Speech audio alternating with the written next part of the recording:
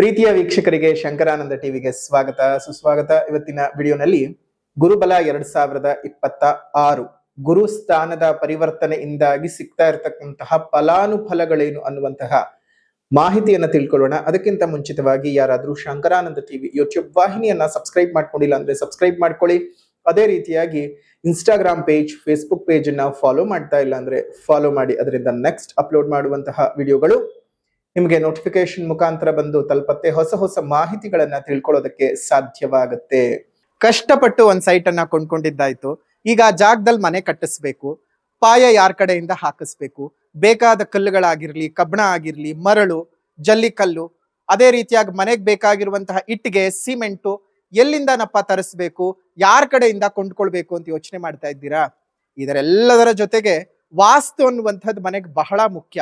ಯಾರ ಕಡೆಯಿಂದ ನಾವು ವಾಸ್ತುವನ್ನು ತೋರಿಸ್ಬೇಕು ಅಂತಾನು ಯೋಚನೆ ಮಾಡ್ತಾ ಇದ್ದೀರಲ್ವಾ? ನೀವು ಯೋಚನೆ ಮಾಡೋದೇ ಬೇಡ. ಪಾಯ ಹಾಕೋದ್ರಿಂದ ಹಿಡಿದು ಮನೆಗೆ ಯಾವ ರೀತಿಯಾಗಿ ವಾಸ್ತು ಇರಬೇಕು ಅಂತ, ಜೊತೆಗೆ ಆ ಮನೆಗೆ ತಕ್ಕ ಹಾಗೆ ಯಾವ ಬಣ್ಣವನ್ನ ಹಾಕಬೇಕು, ನೆಲಕ್ಕೆ ಯಾವ ಕಲ್ಲು ಹಾಕಬೇಕು, ಗೋಡೆಗೆ ಯಾವ ಬಣ್ಣ ಬಳಿಬೇಕು, ಯಾವ ಕಬ್ಬಣ ಉಪಯೋಗಿಸ್ಬೇಕು ಅಂತೆಲ್ಲ ವಿಶೇಷವಾದ ಮಾಹಿತಿಗಳನ್ನ ಪಾಯದಿಂದ ಹಿಡಿದು ಗೃಹ ಪ್ರವೇಶದವರೆಗೂ ನಿಮಗೆ ಬೇಕಾದಂತಹ ಎಲ್ಲಾ ಸವಲತ್ತುಗಳನ್ನ ಒಂದೇ ಸೂರಿನಡಿ ಕೊಡ್ತಾ ಇದ್ದಾರೆ. ಅತ್ಯಂತ ಕಡಿಮೆ ದರದಲ್ಲಿ ಉನ್ನತ ಗುಣಮಟ್ಟ ಇರತಕ್ಕಂತಹ ವಸ್ತುಗಳನ್ನ ಉಪಯೋಗಿಸಿ ನಿಮಗೆ ಅಂತಾನೆ ಮನೆಯನ್ನ ಕನ್ಸ್ಟ್ರಕ್ಷನ್ ಮಾಡಿಕೊಡ್ತಾ ಇದ್ದಾರೆ. ನಮ್ಮ ರಾಜಾಜಿನಗರದಲ್ಲಿರುವಂತಹ KMI ಕನ್ಸ್ಟ್ರಕ್ಷನ್ಸ್ ನವರು ನಿಮಗೆ ಏನಾದ್ರೂ ಮನೆ ಕಟ್ತಾ ಇದ್ದೀನಿ, ಎಲ್ಲಾ ರೀತಿಯಾದ ಗೊಂದಲಗಳಿದೆ ಅಂದ್ರೆ ಫಸ್ಟ್ ಇಲ್ಲಿರುವಂತಹ ಫೋನ್ ನಂಬರ್ಗೆ ಫೋನ್ ಮಾಡಿ ಎಲ್ಲಾ ಮಾಹಿತಿಗಳನ್ನ ನೀವು ಕುಲಂಕುಷವಾಗಿ ತಿಳ್ಕೊಂಡು ನಿಮಗೆ ಬೇಕಾದಂತಹ ಮನೆಯನ್ನ ನಿಮ್ಮ ಕೈಗೆಟಕುವ ದರದಲ್ಲಿ ಇವರೇ ಕಟ್ಟಿಕೊಡ್ತಾರೆ. ಎಲ್ಲಾ ವಿಚಾರಗಳನ್ನ ತಿಳ್ಕೊಂಡು ಮುಂದುವರಿರಿ. ಶುಭವಾಗ್ಲಿ. ಕನ್ಸ್ಟ್ರಕ್ಷನ್ಗೆ ಸಂಬಂಧಪಟ್ಟಂತಹ ಸಂಪೂರ್ಣ ಮಾಹಿತಿ ಬೇಕಾದ್ರೆ ಇಲ್ಲಿರುವಂತಹ ಫೋನ್ ನಂಬರ್ಗೆ ಫೋನ್ ಮಾಡಿ. ಶುಭವಾಗ್ಲಿ. ಗುರುಬಲ ನೋಡಿ, ಗುರುವು ಜೀವಕಾರಕನು. ಅವನನ್ನ ಜೀವ ಅಂತಾನೆ ಸಹ ನಾವು ಕರಿತೀವಿ. ಯಾಕಂದ್ರೆ ನಮ್ಮ ಬದುಕಿನ ಸರ್ವ ಆಡಳಿತಗಳು ಸಹ ಬರ್ತಕ್ಕಂತಹ ಅನೇಕ ದೊಡ್ಡ ದೊಡ್ಡ ಮಜಲು ಇದೇ ಗುರುವಿನಿಂದ ನಿರ್ಣಯವಾಗ್ತಕ್ಕಂತಹದ್ದು. ಗುರು ಅಂತ ಹೇಳ್ತಾ ಇದ್ದ ಹಾಗೇನೆ, ಗುರುಬಲ ಅಂತ ಹೇಳ್ತಾ ಇದ್ದ ಹಾಗೇನೆ ವೃತ್ತಿ ಆಗಬಹುದು, ವಿವಾಹವಾಗಬಹುದು, ಶೈಕ್ಷಣಿಕ ವಿಚಾರ, ಆರ್ಥಿಕ ವಿಚಾರ, ಇವೆಲ್ಲವೂ ಸಹ ಗುರುವಿನಿಂದಾನೇ ನಿರ್ಧಾರವನ್ನ ಮಾಡುವಂಥದ್ದು.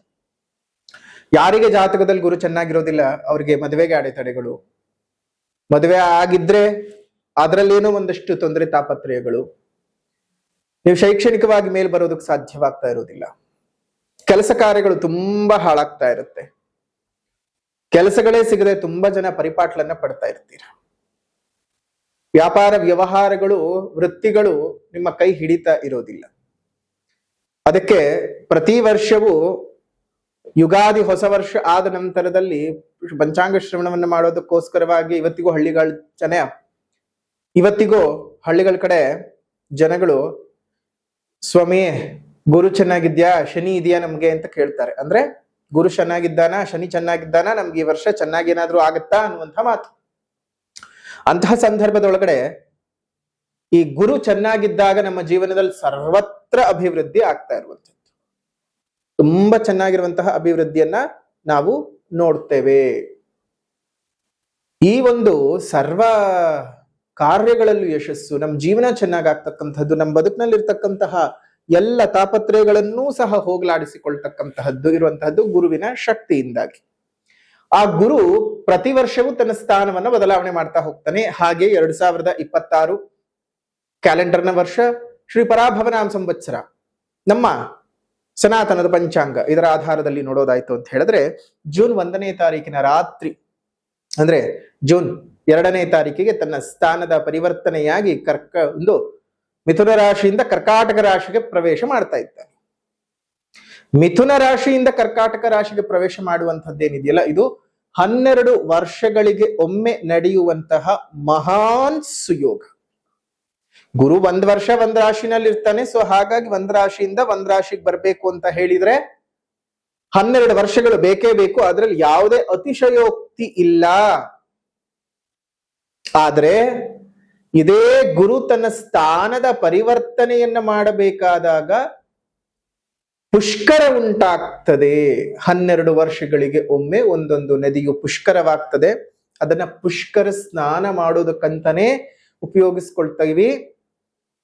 ಮೇಷರಾಶಿಗೆ ಗುರು ಪ್ರವೇಶ ಮಾಡಿದಂತಹ ಸಂದರ್ಭದಲ್ಲಿ ಗಂಗಾ ನದಿಯು ಪುಷ್ಕರವಾಗ್ತದೆ.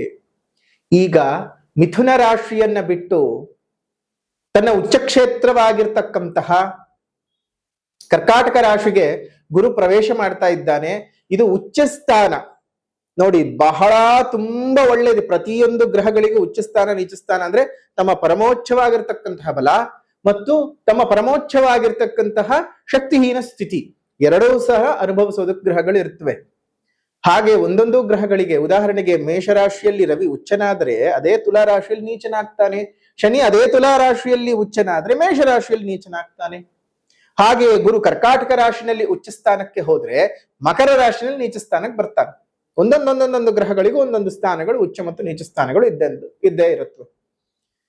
ಗುರುವಿಗೆ 12 ವರ್ಷ ಆದ ನಂತರ ಬೇರೆ ಎಲ್ಲಾ ಗ್ರಹಗಳು ಶನಿಯನ್ನು ಹೊರತುಪಡಿಸಿ ಬೇರೆನೆಲ್ಲಾ ಗ್ರಹಗಳು ಬೇಗ ಶೀಘ್ರದಲ್ಲಿ ತಮ್ಮ ಉಚ್ಚ ನೀಚ ಸ್ಥಾನಗಳನ್ನ ಪರಿಕ್ರಮಿಸ್ತಾ ಇದ್ರೆ, ಗುರು ಮತ್ತು ಶನಿ ಮಾತ್ರ ತುಂಬಾ ನಿಧಾನಗತಿಯಲ್ಲಿ ಆಗೋದ್ರಿಂದ ಇದಕ್ಕೆ ಬಹಳ ಪ್ರಾಮುಖ್ಯತೆ. ಅದರಲ್ಲೂ ಗುರುವಿಗೆ ತನ್ನ ಸ್ಥಾನದ ಬದಲಾವಣೆಯಿಂದಾಗಿ ಒಂದೊಂದು ನದಿಯನ್ನ ಪುಣ್ಯ ತೀರ್ಥಗಳನ್ನಾಗಿ ಮಾಡ್ತಾ ಇರ್ತಾನೆ.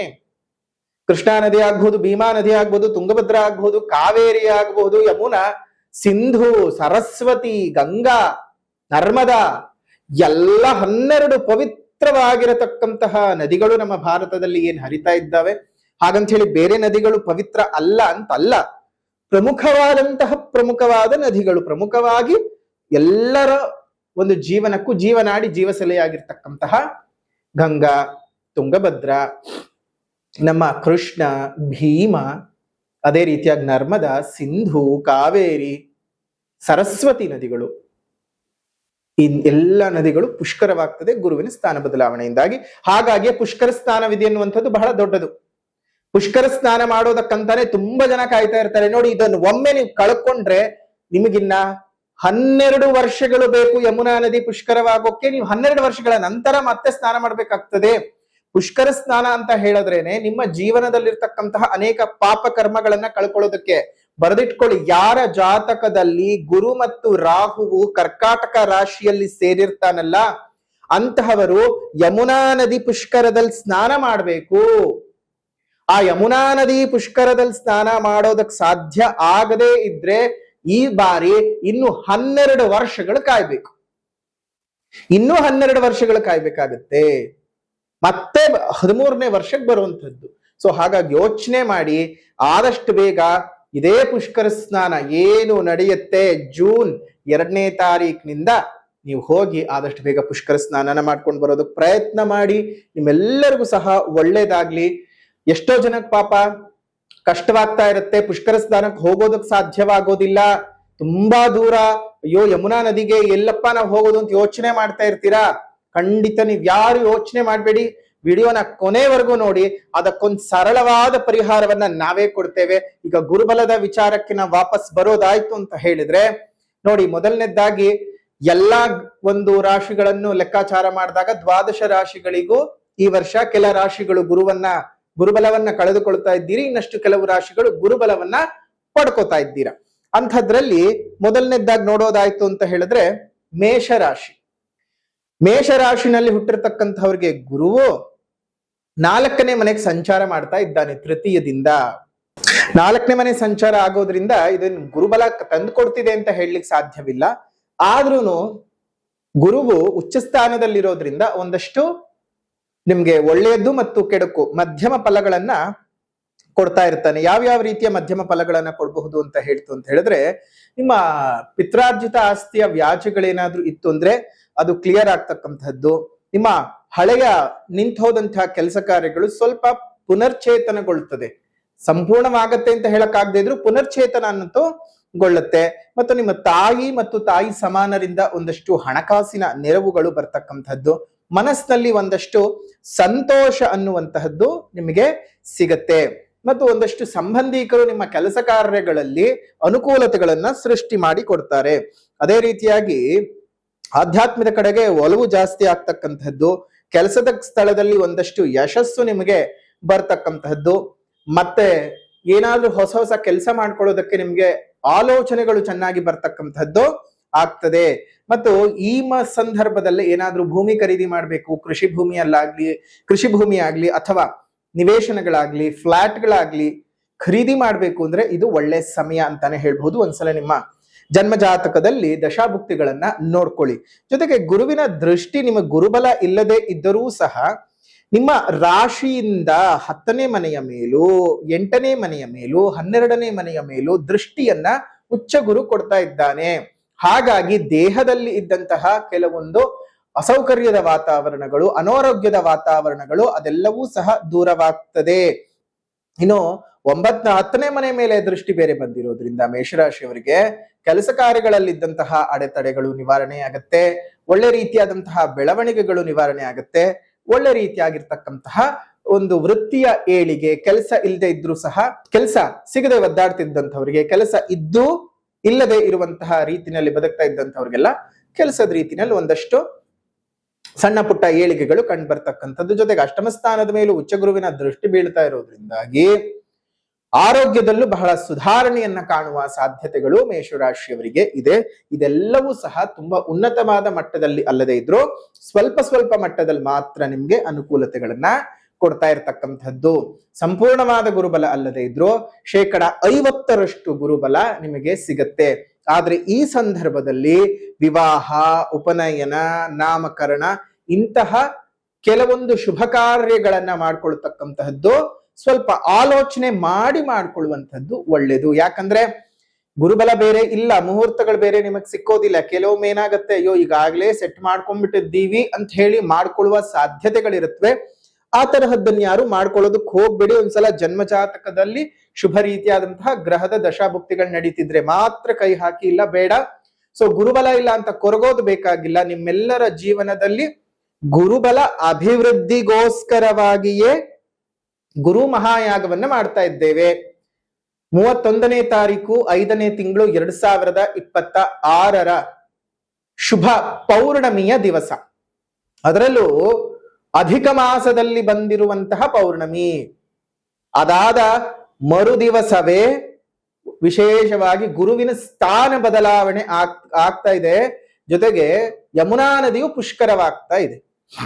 ಹಾಗಾಗಿ ಯಮುನಾ ನದಿಯ ಪುಷ್ಕರ ಸ್ನಾನದ ಫಲ, ನಿಮ್ಮ ಗುರುವಿನ ಸ್ಥಾನ ಬದಲಾವಣೆಯಿಂದಾಗಿ ನಿಮ್ಮ ಜೀವನದಲ್ಲಿ ಆಗಬಹುದಾಗಿರ್ತಕ್ಕಂತಹ ಏರಿಳಿತಗಳ ಸಮಸ್ಯೆಗಳ ನಿವಾರಣೆಗಾಗಿ ಗುರು ಮಹಾಯಾಗವನ್ನ ಮಾಡ್ತಾ ಇದ್ದೇವೆ. ಕೇವಲ ಗೋಚಾರದಲ್ಲಿರ್ತಕ್ಕಂತಹ ಗುರುವಿನ ಸ್ಥಾನದ ಬದಲಾವಣೆಗೆ ಮಾತ್ರ ಅಲ್ಲ, ನಿಮ್ಮ ಜನ್ಮ ಜಾತಕದಲ್ಲಿರ್ತಕ್ಕಂತಹ ತೊಂದರೆ ತಾಪತ್ರಯಗಳ ನಿವಾರಣೆಗಾಗಿಯೂ ಸಹ ಈ ಒಂದು ಗುರು ಮಹಾಯಾಗ ಮಾಡ್ತಾ ಇರ್ತಕ್ಕಂಥದ್ದು. ಹಾಗಾಗಿ ಗುರು ಮಹಾಯಾಗದಲ್ಲಿ ಪಾಲ್ಗೊಳ್ಳೋದು ಮರಿಬೇಡಿ.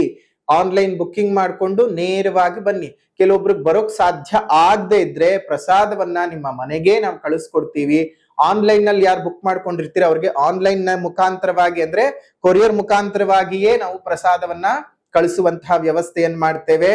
ಯಾರು ನೇರವಾಗಿ ಅಲ್ಲಿ ಬರ್ತಿರೋ ಅಲ್ಲಿ ನೇರವಾಗಿ ಬಂದಂತ ಅಲ್ಲೇ ಬುಕ್ ಮಾಡ್ಕೊಂಡಂತವ್ರಿಗೆ ಅಲ್ಲಿಯೇ ಪ್ರಸಾದದ ವ್ಯವಸ್ಥೆಯನ್ನ ನಾವು ಮಾಡ್ತೇವೆ. ಗುರು ಮಹಾಯಾಗದ ವಿಶೇಷವಾಗಿ ನಿಮ್ ಜೀವನದಲ್ಲಿ ಅಭಿವೃದ್ಧಿ ಆಗಬೇಕು ಅಂತ ಹೇಳಿ ಗುರುಕವಚವನ್ನ ಮತ್ತು ಅಕ್ಷತಾ ಪ್ರಸಾದವನ್ನ ಕೊಡ್ತೀವಿ. ಗುರುಕವಚವನ್ನ ದೇಹದಲ್ಲಿ ಧರಿಸ್ಕೊಳ್ಬೇಕು. ಅದೇ ರೀತಿಯಾಗಿ ಅಕ್ಷತ ಪ್ರಸಾದವನ್ನ ನೀವು 2 ಭಾಗಗಳನ್ನಾಗಿ ಮಾಡಿಕೊಂಡು ಒಂದು ಭಾಗವನ್ನ ನಿಮ್ಮ ದೇವರ ಮನೆಯಲ್ಲಿ ಇಟ್ಟಿರ್ಬೇಕು, ಇನ್ನೊಂದು ಭಾಗವನ್ನ ಸದಾ ನಿಮ್ಮ ಜೊತೆ ಇಟ್ಕೊಂಡಿರ್ಬೇಕು. ಇದರಿಂದ ಗುರುವಿನ ಸಂಪೂರ್ಣ ಅನುಗ್ರಹ ಪ್ರಾಪ್ತಿ ಉಂಟಾಗ್ತದೆ. ಇದರ ಶುಲ್ಕ 800 ರೂಪಾಯಿಗಳಿರುತ್ತೆ. ಬೇಕು ಅಂದವರು ಆನ್ಲೈನ್ ಮುಖಾಂತರವಾಗಿ ಬುಕ್ ಮಾಡ್ಕೊಳ್ಬಹುದು. ಸಾಧ್ಯವಿರುವಂತಹವರು ನೇರವಾಗಿ ಯಾಗದ ಸ್ಥಳಕ್ಕೆ ಬಂದು ನೀವು ಅಲ್ಲಿ ವಿಶೇಷವಾಗಿ ಪೂಜಾಗಳನ್ನ ಮಾಡಬಹುದು. ನಮ್ಮ ಜನಕ್ಕೆ ಇನ್ನೂ ಒಂದಷ್ಟು ಅನುಮಾನ ಇದೆ, ಗುರುಗಳೇ ಬುಕ್ ಮಾಡ್ಕೊಳ್ಳೋರು ಮಾತ್ರನೇ ಬರಬೇಕಂದ್ರೆ ಖಂಡಿತವಾಗಿಯೂ ಅಲ್ಲ. ಯಾರು ಬೇಕಾದ್ರೂ ಇದಕ್ಕೆ ಬಂದು ವಾಲಂಟಿಯರ್ ಆಗಿ ಸೇವೆ ಮಾಡಕ್ ಬರ್ತೀವಿ ಎಂದವರು ಸಹ ಆರಾಮವಾಗಿ ಬಂದು ನಿಮ್ ಕೈಲಾದ ಭಗವಂತನ ಸೇವೆ ಮಾಡಿ ಹೋಗಿ. ಖಂಡಿತ ನಿಮಗೂ ಒಳ್ಳೇದಾಗ್ಲಿ ಅಂತ ನಾವು ಹರಸಿ ಹಾರೈಸ್ತೀವಿ. ಭಗವಂತನ ಕೃಪೆ ಉಂಟಾಗ್ತದೆ. ಇನ್ನು 12 ವರ್ಷಗಳ ನಂತರ ಯಮುನಾ ನದಿಯು ಪುಷ್ಕರವಾಗ್ತಾ ಇರೋದ್ರಿಂದ ಈ ಯಾಗಕ್ಕೆ ಯಾರೆಲ್ಲ ಬರ್ತೀರಾ ಅವರಿಗೆ ಯಮುನಾ ನದಿ ತೀರ್ಥವನ್ನ ನಾವು ಕೊಡ್ತಾ ಇದ್ದೇವೆ. ಯಮುನಾ ನದಿ ತೀರ್ಥವನ್ನ ಕೊಡೋದ್ರಿಂದಾಗಿ ಯಮುನಾ ನದಿ ಪುಷ್ಕರವಾಗುತ್ತೆ. ಆ ಪುಷ್ಕರ ತೀರ್ಥವನ್ನ ನೀವು ನಿಮ್ಮ ಮನೆಯಲ್ಲಿ ಸ್ನಾನ ಮಾಡುವ ನೀರಿಗೆ ಹಾಕೊಂಡು ಸ್ನಾನ ಮಾಡೋದ್ರಿಂದ ಆ ಯಮುನಾ ನದಿಗೆ ಹೋಗಿ ಸ್ನಾನ ಮಾಡಿದ ಒಂದು ವಿಶೇಷವಾದ ಅನುಗ್ರಹ ಪ್ರಾಪ್ತಿಯಾಗತ್ತೆ. ಹಾಗಾಗಿ ಈ 12 ವರ್ಷಗಳಿಗೆ ಒಮ್ಮೆ ನಡೀತಾ ಇರತಕ್ಕಂತಹ ಈ ವಿಶೇಷವಾದ ಯಮುನಾ ನದಿ ಪುಷ್ಕರ ಸ್ನಾನ, ನಾವು ಯಮುನಾ ತೀರಕ್ಕೆ ಹೋಗಕ್ ಆಗ್ತಾ ಇಲ್ವಲ್ಲ ಅಂತ ಯೋಚನೆ ಮಾಡ್ತಾ ಇರುವಂತವ್ರು 31ನೇ ತಾರೀಕು ಯಾಗ ನಡೆಯುವಂತಹ ಸ್ಥಳಕ್ಕೆ ಬಂದು ನೀವು ವಿಶೇಷವಾಗಿ ದೇವರ ಅನುಗ್ರಹಕ್ಕೆ ಪಾತ್ರವಾಗಿ ಸಾಧ್ಯ ಇರುವಂತವ್ರು ಹೋಮಕ್ಕೆ ನೆರವಾಗಿ, ಇಲ್ಲದೆ ಇದ್ರೆ ಕಡೇ ಪಕ್ಷ ಬಂದು ಆ ಯಮುನಾ ತೀರ್ಥವನ್ನಾದ್ರೂ ತಗೊಂಡು ನೀವು ಹೋಗಿ ನೆಕ್ಸ್ಟ್ 2ನೇ ತಾರೀಕಿನಿಂದ ಒಟ್ಟಾರೆ 1 ವಾರಗಳ ಕಾಲ ವಿಶೇಷವಾಗಿ ಪುಷ್ಕರದ ಸಮಯ ಇರುತ್ತೆ. ಆ ಸಮಯದಲ್ಲಿ ನೀವು ಸ್ನಾನದ ನೀರಿಗೆ ಆ ಯಮುನಾ ತೀರ್ಥವನ್ನು ಹಾಕೊಂಡು ಸ್ನಾನ ಮಾಡೋದ್ರಿಂದ ನಿಮ್ಮೆಲ್ಲರಿಗೂ ಸಹ ಒಳ್ಳೇದಾಗ್ತದೆ. ಇನ್ನು ಯಾಗ ನಡೆಯುವಂತಹ ಸ್ಥಳ ಯಾವುದು ಅಂತ ತುಂಬಾ ಜನ ಕೇಳ್ತಾನೆ ಇದ್ದಾರೆ. ಬೇರೆ ಇನ್ಯಾವುದು ಅಲ್ಲ, ನಮ್ಮ ಆಶ್ರಮ ಆಗ್ತಾ ಇರುವಂತಹ ಸ್ಥಳವು ಮತ್ತು ನಮ್ಮ ಆಶ್ರಮದಲ್ಲಿಯೇ ಈ ವಿಶೇಷವಾಗಿರ್ತಕ್ಕಂತಹ ಗುರು ಮಹಾಯಾಗ ಮಾಡ್ತಾ ಇರತಕ್ಕಂಥದ್ದು ಮೈಸೂರು ಜಿಲ್ಲೆ ನಂಜನಗೂಡು ತಾಲೂಕಿನ ಹರತಲೆ ಗ್ರಾಮದ ಆಶ್ರಮದಲ್ಲಿ ನಾವು ಮಾಡ್ತಾ ಇದ್ದೇವೆ. ಇದ್ರ ಬಗ್ಗೆ ಹೆಚ್ಚಿನ ಮಾಹಿತಿ ಬೇಕು ಅಂತ ಹೇಳಿದವರು ಇಲ್ಲೇ ಇರುವಂತಹ ಫೋನ್ ನಂಬರ್ಗೆ ಫೋನ್ ಮಾಡಿ ವಿಶೇಷವಾದ ಮಾಹಿತಿಯನ್ನು ತಿಳ್ಕೊಳ್ಳಿ. ಶುಭವಾಗ್ಲಿ. ಇನ್ನು ಗುರುವಿನ ಅನೇಕ ದೃಷ್ಟಿಗಳಿಂದಾಗಿ ನಿಮ್ಮ ಆರ್ಥಿಕ ಸ್ಥಿತಿಗತಿಗಳು ಸ್ವಲ್ಪ ಮಟ್ಟಕ್ಕೆ ಚೇತರಿಕೆ ಉಂಟಾಗ್ತಕ್ಕಂತಹದ್ದು. ವಿದ್ಯಾರ್ಥಿಗಳಿಗೆ ವಿದ್ಯಾಭ್ಯಾಸದಲ್ಲಿ ಒಂದು ಸ್ವಲ್ಪ ಮಟ್ಟಕ್ಕೆ ಪ್ರಗತಿ ಉಂಟಾಗ್ತದೆ. ಮನೆಯಲ್ಲಿದ್ದಂತಹ ಕೆಲವೊಂದು ಕೆಡುಕಿನ ವಾತಾವರಣಗಳು ನಿಮಗೆ ದೂರವಾಗತಕ್ಕಂತಹದ್ದು. ಸೊ ತುಂಬಾ ಅಲ್ಲದೆ ಇದ್ರು ಗುರುವಿನ ಅನುಗ್ರಹ ಏನೋ ಒಂದಷ್ಟು ಆಗ್ತಾ ಇದೆ. ಏನೋ ಹೇಳ್ತಾರಲ್ಲ, something is better than nothing ಅಂತ ಹೇಳ್ತಾರಲ್ಲ, ಹಾಗೆ ಏನೂ ಇಲ್ಲದೆ ಇರೋದಕ್ಕಿಂತ ಈಗ ಏನೋ ಒಂದ್ ಸ್ವಲ್ಪ ಬರ್ತಾ ಇದೆ, ಅದನ್ನ ಅದೇ ರೀತಿಯಾಗಿ ಉಪಯೋಗಿಸ್ಕೊಳ್ಳಿ. ಶುಭವಾಗ್ಲಿ, ಎಲ್ಲರಿಗೂ ಸಹ ಒಳ್ಳೇದಾಗ್ಲಿ ಅಂತ ಹೇಳ್ತಾ ಈ ಒಂದು ಮೇಷ ರಾಶಿಯವರ ವಿಶೇಷವಾಗಿರ್ತಕ್ಕಂತಹ ಗುರುಬಲ 2026ರ ಮಾಹಿತಿಯನ್ನ ಇಲ್ಲಿಗೆ ಮುಕ್ತಾಯ ಮಾಡೋಣ. ವಿಡಿಯೋ ಇಷ್ಟ ಆಗಿದ್ರೆ ಲೈಕ್ ಮಾಡಿ, ಶೇರ್ ಮಾಡಿ, ಕಮೆಂಟ್ ಮಾಡಿ. ಮತ್ತೊಂದು ವಿಡಿಯೋನಲ್ಲಿ ಭೇಟಿ ಮಾಡ್ತೇವೆ. ಅಲ್ಲಿವರೆಗೂ ನಮಸ್ಕಾರ. ಲೋಕಾ ಸಮಸ್ತ ಸುಖಿನೋ ಭವಂತು, ಸಕಲ ಸನ್ಮಂಗಳಾನಿ ಭವಂತು, ಸರ್ವೇ ಜನಾಃ ಸುಖಿನೋ ಭವಂತು, ಸಮಸ್ತ ಸನ್ಮಂಗಳಾನಿ ಭವಂತು.